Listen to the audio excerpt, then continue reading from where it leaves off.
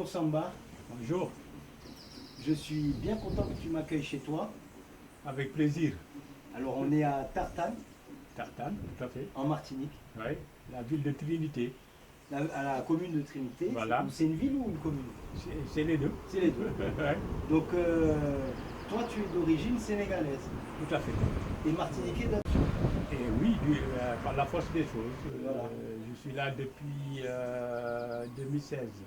depuis 2016. 2016. Et tu organises donc des voyages entre la Martinique et le Sénégal. Oui, tout à fait. Donc, je connais ces voyages, c'est des séjours solidaires, solidaires et équitables. Chez l'habitant, Le donc. principe, c'est des séjours d'immersion. Ça permet à des gens qui veulent découvrir le Sénégal un séjour différent que celui d'aller dans les structures hôtelières.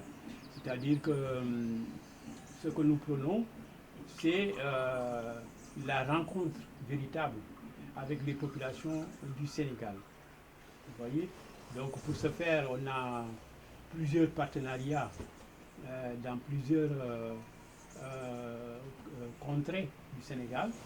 Donc c'est un séjour où on va passer du temps dans des villages, dans des maisons de familles sénégalaises. On ne va pas dans des hôtels. On ne va pas à Sali, on ne va pas au Club Med. Non. Là, on va dans le Sénégal, le vrai Sénégal. C'est ça, c'est ce qu'on appelle le tourisme solidaire.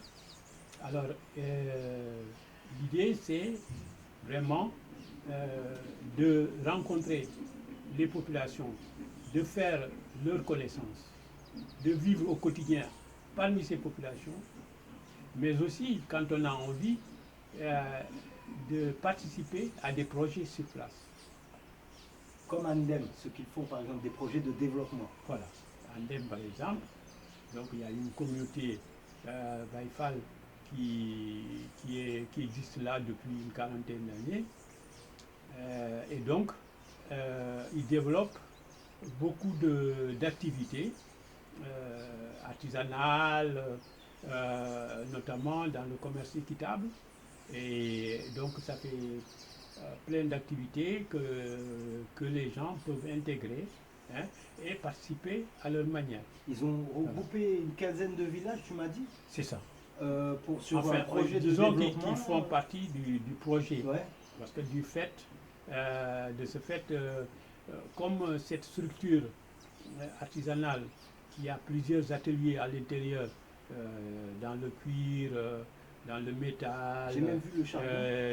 les gens qui travaillent sur le tissu, et effectivement, il y a ce volet-là de charbon qui sont fabriqués, c'est du charbon bio en quelque sorte, puisque c'est à partir de la tourbe d'arachide mélangée avec de l'argile, hein, qu'on fabrique donc du charbon qui est très combustible et qui est bio en même temps. Voilà. Donc c'est. Alors nous, on voudrait participer au prochain voyage que tu organises avec des Martiniquais qu'on t'a parlé. Et donc nous, on veut que tu nous emmènes au Sénégal. Bon, je connais déjà le Sénégal, mais ça me manque. Il faut que j'y retourne. Alors, Tu es bienvenu. il faut qu'on fasse un voyage. Lorsque, bien sûr, ces restrictions de voyage seront levées, Voilà. alors normalement, d'après ce qui est annoncé, jusqu'au début de l'été 2021, ça nous laisse le temps d'organiser peut-être même plusieurs sessions de voyage. Et donc, ce concept de vacances solidaires, de séjour solidaire. La découverte de Kersamba Yassine, c'est grâce à Palap, en grande partie. Parce qu'actuellement, si vous parcourez le monde, vous trouvez le petit village de Kersamba Yassine comme un grand parmi les grands. Actuellement aussi, vous voyez ce centre-là. Ça reflète beaucoup de choses et pourra apporter encore beaucoup de choses dans l'avenir. Parce qu'il y aura d'autres qui viendront visiter et c'est grâce à vous. Donc, vraiment, la relation, une relation que nous pensons beaucoup plus fécondante dans l'avenir. Et avec des projets réalisables.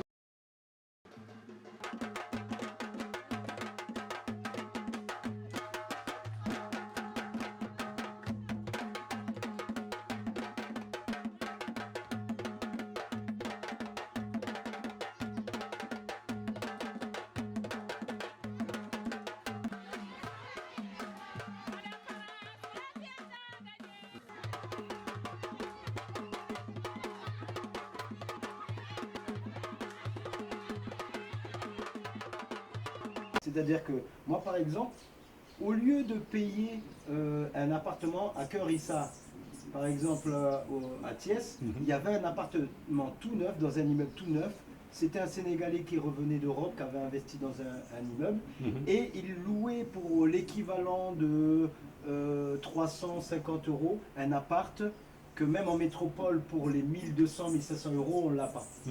C'est des équivalents de loyer en France pour 2000, 2500 €. C'est-à-dire un immense appart avec une salle de bain royale, vraiment tout neuf et tout. Et on pouvait le louer au mois pour 300, 350 €. Donc imagine-toi que quand tu arrives avec une certaine somme au Sénégal, que tu veux passer quelques mois, tu te dis je vais me mettre à l'aise et je vais me mettre là. Maintenant, mais moi j'ai préféré aller dans le quartier de Médina Fall, à côté de la grande place centrale, là où il y a le grand gouy, le grand baobab, sur le pench, comme on dit en Wolof, sur donc le grand pench, le grand espace public. Oui, la place publique. La place publique, voilà. Ouais. Et donc du coup, juste à proximité, à côté de mon parrain, qui est Selimman Gorfal, eh bien sa maison était à côté, donc je voulais avoir la maison de mon parrain à vue quand je sortais de mon portail. Donc à proximité, j'ai demandé dans le quartier qui louait une chambre et tout. On m'a proposé plusieurs choses et j'ai pris en considération qu'un vieux monsieur, je sais pas, non, je dis un vieux monsieur, c'était un jeune homme, il avait une soixantaine d'années, c'était un jeune homme encore. Oui. Les Sénégalais à 60 ans, c'est des jeunes hommes. Oui, à partir de, Voilà. C'est-à-dire que même le terme de vieux, c'est pas péjoratif au Sénégal. Ouais, c'est On respectueux. peut même dire vieillard, mais c'est vraiment quelque chose de positif, quoi. Il s'appelle Vieux, mon meilleur ami là-bas. Mais son nom, c'est Mohamedou Lamine Camara.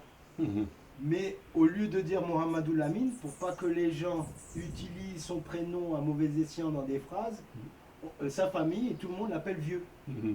Et Vieux, on l'appelle Vieux Baïfal. Mais le gars, c'est un jeune, hein, mais c'est pas vieux. Non, c'est-à-dire que ce terme de vieux, quand on le retrouve chez un jeune, c'est parce que en général, les parents lui ont donné le prénom du grand-père. Du grand-père. Voilà. Et par respect pour le grand-père, on l'appelle vieux. Vieux, voilà. D'accord, voilà. Ben ça doit être ça, alors. Voilà, c'est ça. Et donc, je te disais, je suis allé chez un monsieur d'une soixantaine d'années, et il s'appelait Gora. Donc c'est son prénom, Gora. Sa maison était entièrement délabrée. C'est-à-dire qu'il n'y avait plus qu'une pièce que lui, il occupait, c'était une chambre. Alors il avait fait quand même faire un sanitaire devant, dans son jardin. Il avait un grand citronnier que tous les enfants du quartier et les habitants du quartier venaient se servir dans son citronnier jusqu'à le vider. Alors des fois il chassait un peu les enfants parce qu'il dit il faut les laisser pousser, ils ne sont pas encore mûrs. Il y avait un robinet aussi dans la cour, pas mal de voisins venaient remplir leur... Et donc en fait je devais défricher derrière, au coutelas, refaire le mur. Il y avait un terrain à côté qui faisait partie de la même parcelle, mais il l'a vendu, mais le mur n'était pas fini. La tôle s'écroulait, la charpente sur toute une pan de la maison, et l'intérieur des pièces, il y avait des rats qui avaient fait des trous, et les volets, tout était délabré. J'ai tout refait. Je suis allé aux boutiques du coin, donc j'ai fait fonctionner les boutiques du coin, les quincailleries du coin, où j'ai acheté les sacs de ciment, et on me les emmenait par charrette, avec un âne ou un cheval, dans le quartier, donc ils me les déposaient, avec les baïfals et les gens du quartier. Je suis allé voir le menuisier du quartier et le soudeur du quartier. Il m'a fait une porte en fer avec des layettes sur mesure. Il est venu prendre les mesures et tout. Et le charpentier, il est venu, il est monté. Et le gars, en une journée, il m'a retiré les poutres et m'en a mis des nouvelles. Et dans la journée, boum, il a remis avec un apprenti à lui, il a remis les tôles toutes neuves. J'ai repeint les murs moi-même, j'ai fabriqué les briques moi-même parce qu'on a loué un moule, tac, et on a refait. Alors les gens du quartier, ils commençaient à dire « Ah, Gora, Diana, Karam, Titoubabi ». Tu vois ce que je veux dire? Ils croyaient que les gens disaient ah, Gora a vendu la maison pour le toit, toit. quoi. Mais c'est pas ça, parce que les gens comprenaient pas que comme je viens en tant que solidaire, je préfère dépenser l'argent que j'aurais pu mettre dans une location. Et bien à la fin, j'en ai eu pour aller, je sais pas, 700 ou 800 000 francs CFA, ce qui est l'équivalent de 1000 et quelques euros. Ouais. Mais j'y ai séjourné plusieurs mois, avec 2 jardins, 2 chambres à moi, avec les sanitaires, et j'ai carrelé sa terrasse. J'ai carrelé sa terrasse, j'ai mis du carrelage et j'ai repeint les murs, j'ai refait les trucs, j'ai remis en fait, derrière, il y avait une fenêtre, j'ai ouvert la fenêtre et j'en ai fait une porte en bois que le menuisier bien solide et tout. J'ai fait travailler donc les ouvriers, des maçons que je connaissais dans le quartier, des potes à moi qui étaient dans le Dara, dans le quartier. Donc, et je les ai payés au prix qu'on paye un ouvrier et les chefs aussi de chantier. Et puis parce que quand tu as un ouvrier qualifié qui fait carreleur, on m'a expliqué là-bas qu'on le paye un peu plus que le manœuvre. Alors le manœuvre, c'est entre 2100 francs CFA et 3000 francs CFA par jour. L'ouvrier qualifié, ça va de 3000, 3500, voire 4000 par jour. Et les chefs de chantier, 5000 par jour. Donc quand tu t'organises bien, ça c'est, il faut savoir que 2500 francs CFA, c'est l'équivalent de 5 euros, même pas. Hein. Même pas. Donc vous imaginez bien que sur plusieurs jours, sur plusieurs semaines, bon, je ne fais pas travailler les gens 7 jours sur 7, mais pendant 2-3 jours, comme ça, hop, on fait des briques, hop là, on fait du carrelage et tout. Et en l'espace d'un mois, sa maison, j'ai commencé à me refaire la première pièce pour que je puisse y habiter, et j'ai même carrelé tous les sanitaires. Alors ce qu'on a acheté dans les quincailleries, on a acheté des vrais carrelages pour les pièces, mais pour la terrasse et les sanitaires, on a acheté les sacs de chute de carrelage brisé. Ils vendent là-bas 6 000, 7 000 francs CFA, c'est-à-dire 10 euros, tu as un gros sac comme ça, et donc on a tout carrelé comme ça.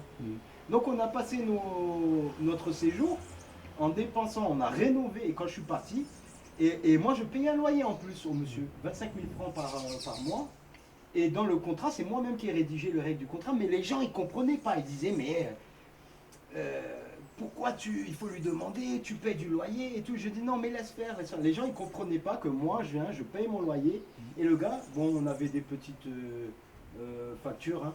L'eau qui est arrivée de la CDE et de la Sénélec, on a payé genre 2000 francs de courant, je sais pas, 5 ou 8 000 francs d'eau, pour une longue période en plus, hein, des semaines et des semaines, limite 2 mois ou quoi. Donc c'était presque rien. On consommait pas beaucoup, nous, du coup, dans cette maison, parce que ça m'est arrivé de passer des séjours où quand j'étais dans des familles, tu vois des familles, des fois, 50 000 francs d'électricité. Moi, je suis passé déjà avec ma mère, que j'emmenais là-bas, on a séjourné dans une famille où il y avait 22 personnes à nourrir, enfants, les grands-parents, les parents, tout le monde, les oncles et les cousins qui habitaient dans la maison, 22 personnes à nourrir tous les jours. Nous, on connaît ça puisque c'est notre quotidien. Voilà. Donc, mais nous, on préfère, mon épouse et moi, séjourner dans des familles. Et quand, par exemple, on est là, on reçoit tellement d'amour, on est tellement accueilli et intégré qu'on ne supporte pas carrément qu'on nous sorte une facture. Et on voit leur quotidien, on sait très bien que il faut qu'ils appellent la famille, ou que tous les cousins mettent la paye, comme je vous ai expliqué, une paye d'un ouvrier ou quoi, c'est 2500 francs par jour. Et en général, ils ne travaillent pas tous les jours. Ils ne travaillent pas tous les jours, et puis les hommes de la famille ou les femmes qui font un peu ils mettent ça sur la table pour nourrir les 22 personnes par jour. C'est ça. Et puis les loyers là-bas, c'est entre 50 000 pour les grandes familles, c'est entre 50 000 et 100 000 francs par mois. Donc entre le loyer et puis les factures, la bouffe et tout, quand des personnes comme nous viennent en séjour solidaire, ben moi 50 000 francs c'est 80 euros, et ça leur paye plus d'1 mois et demi, 2 mois d'électricité, et puis ils sont tranquilles pour 2 mois. Tu vois ce que je veux dire? Et c'est pas grand chose, parce que je peux te dire que tu peux aller dans des chambres d'hôtel au Sénégal pour 35 000 francs CFA, 50 000 francs CFA, pour une nuit. Alors que c'est le prix d'un loyer pour un mois, pour une famille, ou pour manger pour une famille. Donc moi, je ne supporte pas de faire ça. C'est ça. Donc je comprends ta démarche, c'est pour ça que nous, c'est avec toi qu'on veut aller. On veut aller en séjour solidaire, nous aussi, comme ça. On ne veut pas aller à l'hôtel. On veut être en contact avec des familles. C'est ça. C'est la différence avec les hôtels, c'est parce que ici aussi, c'est des communautés villageoises bien organisées qui ont une dynamique d'essayer de trouver le meilleur pour toute la communauté. Donc c'est dans ce sens-là que quand les étrangers, entre guillemets, viennent séjourner, et c'est toujours à l'intérieur de projets qu'ils ont déjà sur place que les gens vont pouvoir voir ce qui se passe réellement. Voilà. Et c'est les villageois qui se mettent en avant dans cette histoire. Ce n'est plus moi. Moi, j'organise le séjour, tout simplement. Mais c'est les villageois maintenant qui seront confrontés à ces étrangers-là et qui vont leur expliquer comment ils sont organisés, eux, et vers quel but ils vont. Et comment ils peuvent les aider en apportant leur participation. Voilà, s'ils ont envie. S'ils ont envie. Voilà. Sinon, ne serait-ce que le séjour, déjà, c'est quelque chose pour eux. Parce que nous, on organise ça, mais eux, ils ont sur place des lieux d'accueil. Et c'est facturé, c'est-à-dire qu'ils disent la nuit pour chaque personne, c'est tant. La nourriture, c'est tant, etc. Après, c'est eux qui organisent ça. Voilà. Vous voyez? Mais rien, ne serait-ce que ça, c'est un apport. Ah oui, tout à fait. Pour le village. Ah oui, tout à fait. Ne serait-ce que cela. Mais après, maintenant, on ne force pas les voyageurs à s'impliquer dans un projet quelconque. Je prends un exemple. Au mois d'avril passé, non pas passé, mais l'avril 2019, j'ai fait partir ici 7 Martiniquais. 7 Martiniquais qui ont séjourné au Sénégal. Sénégal, ils ont visité Gorée et tout. Ils ont tout fait. Et en fait, au village, nous, on a aidé à construire un poste de santé il y a de cela très longtemps. Ça a été construit entre 2003 et 2006, inauguré en 2007, et donc qui fonctionne depuis lors. Depuis lors. Il n'y a pas de problème. Mais il y a besoin d'un personnel, apport. etc. Bon, quand ils ont été, on les a amenés là-bas pour visiter, pour voir une réalisation concrète de projet de village. Ils ont discuté avec le personnel sur place et le comité qui est le conseil d'administration, qui est constitué par les villageois du poste de santé. Et il s'est trouvé que l'infirmier et la sage-femme ont dit « Ah, nous, on a beaucoup de choses maintenant, on est bien équipés, mais il nous manque un frigo. On n'a pas de frigo, ça nous embête un peu. Et le groupe de Martiniquais, ils ont dit « Personne ne les a obligés. Pendant qu'on était là-bas, ils ont dit, entre eux, ils ont discuté, ils ont dit on aimerait bien nous cotiser entre nous pour leur payer un frigo. Ah oui, parce qu'il y en a plein au Sénégal, des frigos en vente. Voilà. Donc, du coup, ils se sont organisés, ils ont fait leur cotisation, ils nous ont envoyé l'argent et on leur a acheté un frigo congélateur pour le poste de santé, pour garder les médicaments, etc., les vaccins, etc. Et ça a été une action formidable pour le village. Ils ont le village. Le deuxième groupe qui est venu avec mon épouse Véronique et 4 autres personnes, ils étaient 5. La cérémonie de réception du frigo, on l'a fait pendant le séjour. Et toi, donc, le cadre des séjours solidaires que tu fais au Sénégal, donc il y a aussi de l'échange culturel, du coup, entre, là, pour le coup, entre Caraïbes et Afrique. Ah oui. Est-ce que les gens te disent « Ah, je me reconnais là-bas » Est-ce que les gens de là-bas te disent « Ah, je me reconnais entre... » Il y a des choses qui les lient culturellement, parce que finalement, on a une alimentation assez proche. Un mot de quand tu vas au marché en Martinique et au marché au Sénégal, la différence, elle est pas énorme. Hein. C'est pas énorme, tout à fait. Et en fait, quand les gens d'ici, les Antillais, ils arrivent là-bas, les premiers contacts, souvent, ils sont un peu sur la réserve, ils observent. Hein. Ils observent. Parce que ils découvrent les gens. Ils voient bien que le mode de vie n'est pas le même. Ouais. Mais n'empêche qu'ils cherchent toujours à aller plus loin dans l'échange, quoi. Et ça se fait au bout de quelques jours. Et au bout de quelques jours, la plupart du temps, ils comprennent finalement que, en fait, ceux-là, ils sont un peu comme nous, même s'ils ne sont pas dans le même contexte culturel, hein, même si c'est différent à ce niveau-là, quoi. C'est pas la même religion, c'est pas les mêmes manières de s'habiller, etc. La religion, c'est quand même les mêmes principes. Paradis, enfer, un Dieu. Voilà. Donc, c'est pas si éloigné que ça, finalement. Tout à fait, tout à fait. De l'autre côté, comme je te l'ai dit tout à l'heure, les gens dans les villages, ils ne connaissent pas cette histoire de l'esclavage. Exactement. Ils ne savent pas. Ils ne savent pas du tout. Il a fallu, avant l'arrivée du groupe, qu'on ait une réunion avec eux pour leur expliquer réellement les gens qui vont venir, ils sont noirs comme nous, mais ils sont si loin. Pourquoi? Pourquoi? Oui, pourquoi?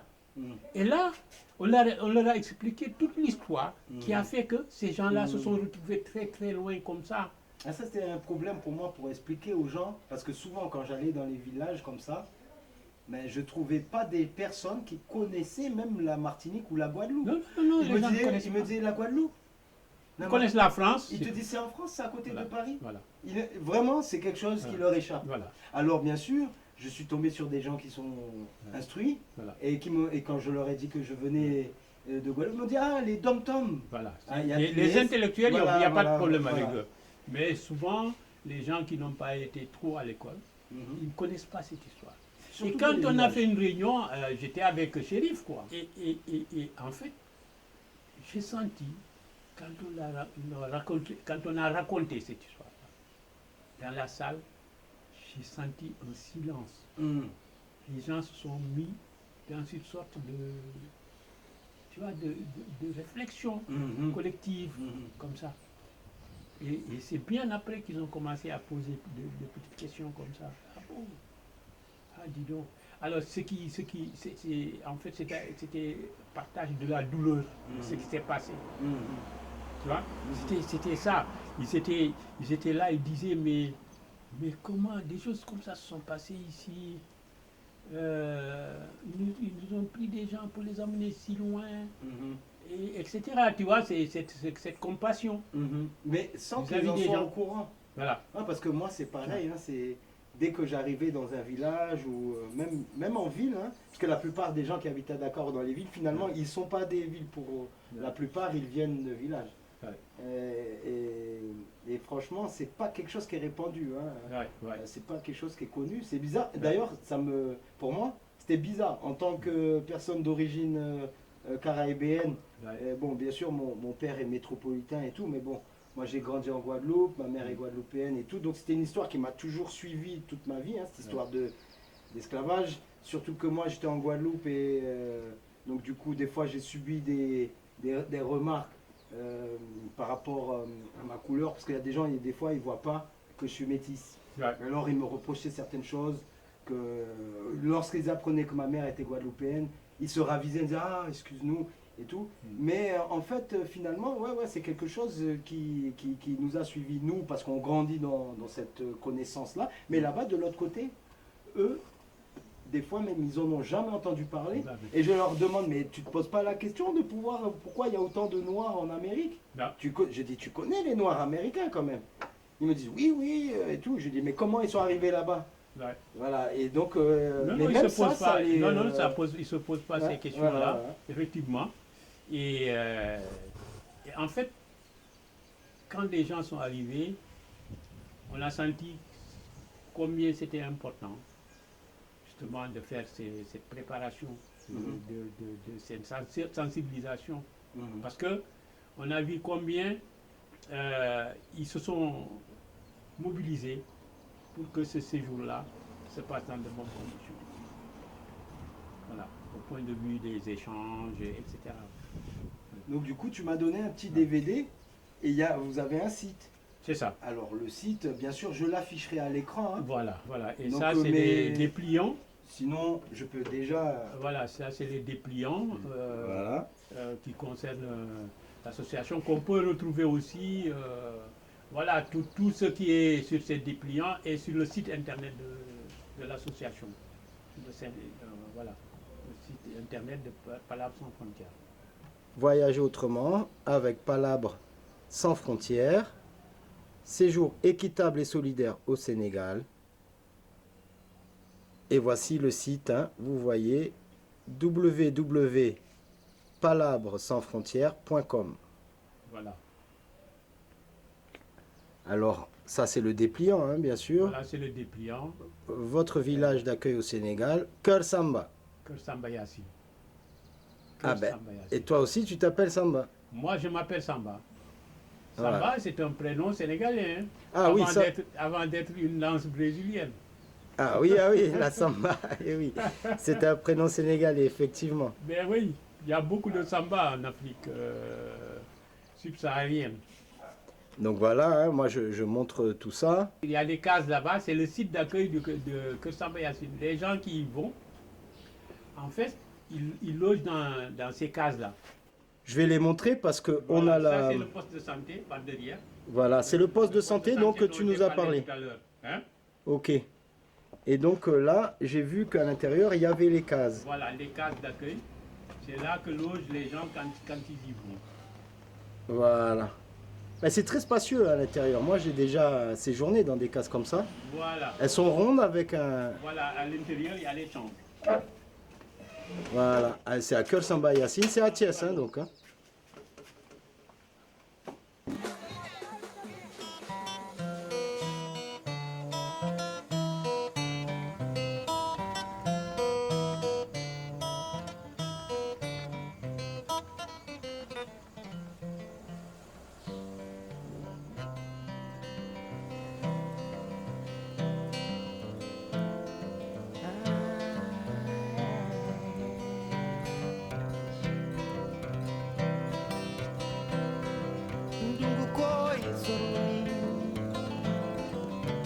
Demina